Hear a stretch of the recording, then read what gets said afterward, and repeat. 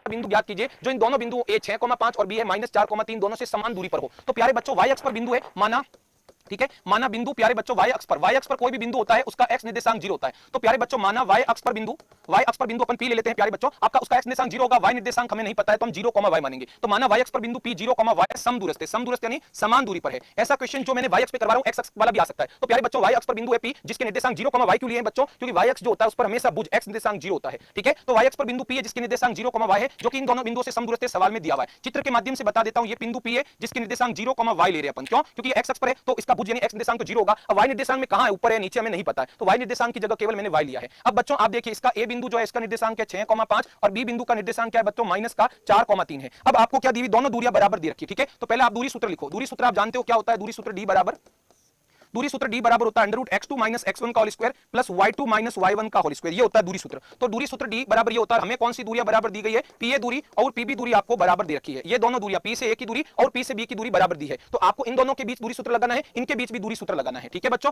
तो p और a के बीच में लगाओ, तो अपन देखो 6 में से 0 और 5 में से y घटाते, आपकी इच्छा अकॉर्डिंग कर सकते हैं। आप चाहे तो x1 y1 इसको x2 y2 है ना, दूरी सूत्र आप जानते हो, तो हम क्या कर लेते हैं बच्चों, pa दूरी कर दें तो इसको x1 y1 इसको x2 y2 मानकर कर लेते हैं, ओके। तो 6 - 0 घटेगा उसका होल स्क्वायर, 5 में से y घटेगा उसका होल स्क्वायर बराबर पी दूरी, p और b के बीच भी दूरी सूत्र लगाना, ठीक है, x1 y1 और ये x2 y2, तो क्या बनेगा -4 - 0 का होल स्क्वायर प्लस 3 - y का होल स्क्वायर। अब कितना बनेगा देखते हैं, 6 में से 0 जाएगा 6 का स्क्वायर और यहाँ 5 - y का होल स्क्वायर आपका एज इट इज। यहाँ भी देखो -4 और -0 दो माइनस की संख्या है, जुड़कर -4 का स्क्वायर ही आएगा और यहाँ आएगा 3 - y का होल स्क्वायर। अब दोनों तरफ पहले मैं अंडर रूट हटाता हूं, तो दोनों पक्षों में अंडर रूट कैसे हटाना है, आप चाहे तो अंडर रूट से अंडर रूट भी कहा सकते हैं, नहीं तो आप क्या लिख दो, दोनों पक्षों का वर्ग करने पर, दोनों पक्षों का वर्ग करने पर, दोनों पक्षों का वर्ग करने पर तो कितना आएगा, दोनों पक्षों का अपन वर्ग करेंगे। तो देखो जैसे आप वर्ग करोगे तो यहां जैसे आप स्क्वायर करते हो तो आप पता स्क्वायर से अंडर रूट कट जाता है, तो वो स्टेप लिखने की जरूरत नहीं। अगला स्टेप जो है आप क्या करो, दोनों तरफ जो है जो दिया हुआ अंडर रूट में वही लिखो, केवल अंडर रूट हटा के लिख दो। तो क्या बनेगा देखो 6 का स्क्वायर और जितने भी आपके फ्रेंड्स है उनको, क्योंकि सारे अति मेरे क्वेश्चन 6 16 फिर 3 - y का स्क्वायर बनेगा 9 माइनस का 2 * ab, तो 2 * 3 * y करोगे तो माइनस का 6y प्लस का y स्क्वायर, ये आपका बन जाएगा, ठीक है। 6 का स्क्वायर 36, यहां भी a - b का स्क्वायर और यहां -4 का स्क्वायर प्लस 16 और यहां भी हमने किया है a - b का स्क्वायर। अब दोनों तरफ जो भी पद कट रहे हैं काट दो, चिन्ह भी सेम होने चाहिए और वैल्यू भी सेम होनी चाहिए,